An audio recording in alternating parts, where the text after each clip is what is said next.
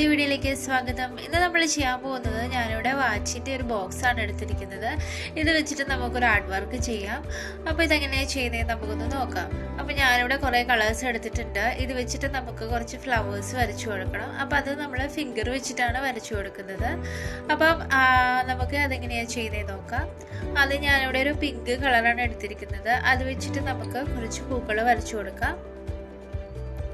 അപ്പോൾ ഇതുപോലെ ജസ്റ്റ് ഒന്ന് ടച്ച് ചെയ്ത് കൊടുത്താൽ മാത്രം മതി. കറക്റ്റ് ആ പെറ്റലിൻ്റെ ഷേപ്പ് നമുക്ക് കിട്ടും. ഇതുപോലെ നിങ്ങൾക്ക് എത്ര പെറ്റൽ വേണമെങ്കിലും വരച്ചെടുക്കാം. അപ്പം നമ്മുടെ ചാനൽ സബ്സ്ക്രൈബ് ചെയ്യാതെയാണ് നിങ്ങൾ വീഡിയോ കാണുന്നതെങ്കിൽ തീർച്ചയായിട്ടും ഒന്ന് സബ്സ്ക്രൈബ് ചെയ്യുക. അതുപോലെ തൊട്ടടുത്തുള്ള ബെല്ലൈക്കൺ കൂടി ഒന്ന് എനേബിൾ ചെയ്യുകയാണെങ്കിൽ ഞാനിന്ന് വീഡിയോസിൻ്റെ എല്ലാ നോട്ടിഫിക്കേഷൻ നിങ്ങൾക്ക് ആദ്യമേ തന്നെ ലഭിക്കുന്നതായിരിക്കും. അപ്പോൾ ഇതുപോലെ നമുക്ക് ഈ ബോക്സ് ഫുള്ളൊന്ന് നമുക്ക് പൂക്കൾ വരച്ചെടുക്കാം.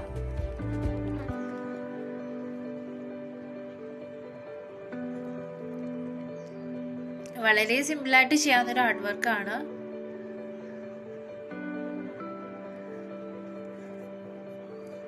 ഇനി നമുക്കിതിൽ യെല്ലോ കളറോടെ ചെയ്ത് കൊടുക്കാം. അപ്പോൾ ഞാനിവിടെ പല കളേഴ്സാണ് ചെയ്ത് കൊടുക്കുന്നത്. നിങ്ങൾക്ക് ഒരേ കളർ മതിയെങ്കിൽ അങ്ങനെ ചെയ്യാവുന്നതാണ്.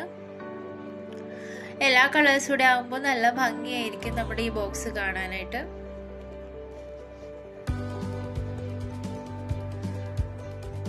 ഇനി ഞാനിവിടെ ഒരു ബ്ലൂ കളറാണ് എടുത്തിരിക്കുന്നത്. അതും നമുക്ക് ഇതുപോലെ ടച്ച് ചെയ്ത് കൊടുക്കാം. ഇത് നമുക്ക് നമ്മുടെ പെൻ സ്റ്റാൻഡായിട്ടോ അല്ലെങ്കിൽ നിങ്ങളുടെ ബ്രഷൊക്കെ ഇടാൻ പറ്റിയ സ്റ്റാൻഡായിട്ടോ എങ്ങനെ വേണമെങ്കിലും യൂസ് ചെയ്യാവുന്നതാണ്.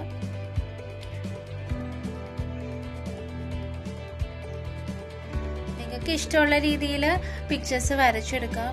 നിങ്ങൾക്ക് വേറെ എന്തെങ്കിലും വരച്ചെടുക്കണമെങ്കിൽ അങ്ങനെയും ചെയ്തെടുക്കാവുന്നതാണ്. ഇതിപ്പോൾ വളരെ സിമ്പിളായിട്ടാണ് ഞാൻ ചെയ്തെടുത്തിരിക്കുന്നത്.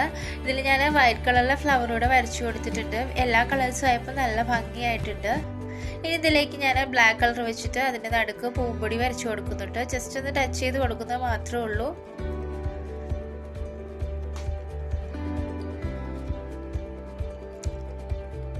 നിങ്ങൾക്ക് അതിൻ്റെ അകത്ത് ചെറിയ ചെറിയ ലൈൻസ് വരച്ചു കൊടുക്കണമെങ്കിൽ അങ്ങനെ വരച്ചു കൊടുക്കാവുന്നതാണ്. ഞാനിപ്പോൾ അങ്ങനെ ചെയ്യുന്നില്ല. അപ്പോൾ ഇതുപോലെ ഫുള്ള് നമുക്ക് ഡോട്ട്സ് ഇട്ടെടുക്കാം. അങ്ങനെ നമ്മൾ ഡോട്ട്സ് ഇട്ടെടുത്ത് കഴിഞ്ഞപ്പോൾ തന്നെ നല്ല ഭംഗിയായിട്ടുണ്ട്. ഇനി ഇതിലേക്ക് നമുക്ക് കുറച്ച് ലീഫുകൾ കൂടെ വരച്ചു കൊടുക്കാം. അപ്പോൾ ഞാൻ ലൈറ്റ് ഗ്രീൻ കളർ വെച്ചിട്ട് കുറച്ച് ലീഫുകളൂടെ വരച്ചു കൊടുക്കുകയാണ്. അപ്പോൾ ഇതുപോലെ പിൻ പോയിന്റ് ബ്രഷ് എടുക്കുകയാണെങ്കിൽ വളരെ സിമ്പിളായിട്ട് തന്നെ ലീഫുകൾ വരച്ചെടുക്കാം.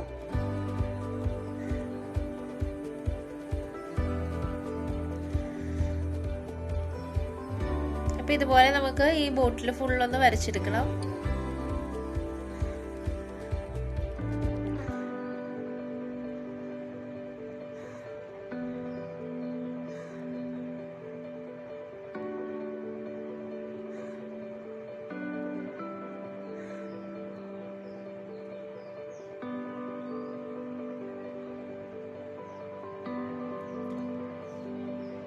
അങ്ങനെ നമ്മൾ ലീഫുകളെല്ലാം വരച്ചെടുത്തിട്ടുണ്ട്. ഇനി ഇതിൻ്റെ നടുഭാഗത്തേക്കായിട്ട് നമുക്ക് കുറച്ച് ഔട്ട്ലൈനൂടെ ഒന്ന് വരച്ചു കൊടുക്കണം.